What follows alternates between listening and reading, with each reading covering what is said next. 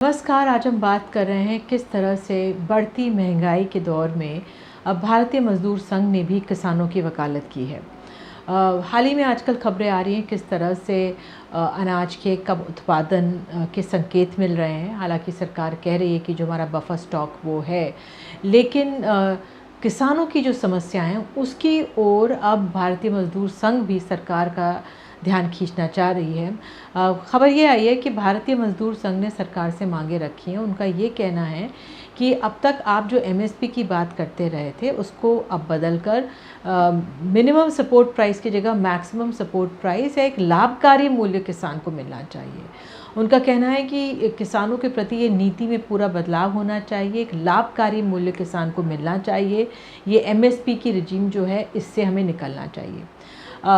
भारतीय मजदूर संघ के नेता जो हैं वो ये भी कह रहे हैं कि अब तक जो हम प्रधानमंत्री किसान निधि जो दी जाती है किसानों को, उसको बढ़ा देना चाहिए। शायद करीब 6,000 रुपये प्रति वर्ष है, इसको बढ़ा देना चाहिए क्योंकि महंगाई के दौर से जो किसान गुजर रहे हैं वो बहुत ज़रूरी है कि किसानों को जो किसान सम्मान निधि है इसकी राशि बढ़ाई जाए।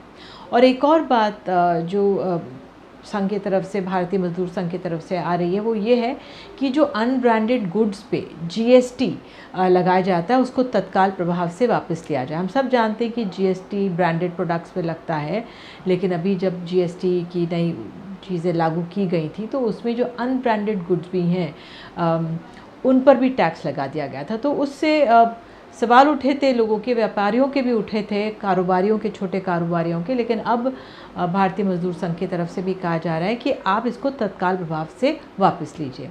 तो जो संघ, भारतीय मजदूर संघ जो एक शाखा है आरएसएस की, उसका जो ये रुख है ये अपने आप में बहुत अहम है। इसके राजनीतिक मायने भी हैं, हमारे सामाजिक मायने भी हैं, क्योंकि हाल ही में हमने देखा किस तरह से दत्तात्रेय होसबले ने गरीबी, बेरोज़गारी के मसले उठाए थे, सरकार की ओर ध्यान खींचा था। तो ये सवाल पूछा गया था कि क्यों ये मसले संघ अब उठा रहा है, क्योंकि संघ एक तरह से रीढ़ की हड्डी है बीजेपी की, और ज़मीनी काम आरएसएस बीजेपी के लिए करती है, भले ही वो राजनीतिक संगठन नहीं है।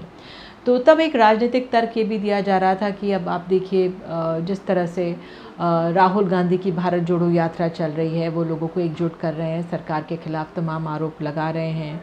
आम आदमी पार्टी, तमाम नेता आम आदमी पार्टी है, नीतीश कुमार, तमाम जो विपक्ष है वो महंगाई की बात, बेरोज़गारी की बात उठा रहा है। तो इस पर सरकार को ध्यान देना चाहिए। तो काफ़ी अहम हो जाता है जिस तरह से भारतीय मजदूर संघ ने ये समस्याएं उठाई, और ख़ास तौर से किसान की, क्योंकि इतना बड़ा वर्ग है हमारे समाज का।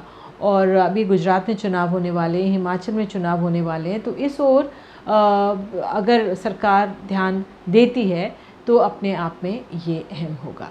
नमस्कार।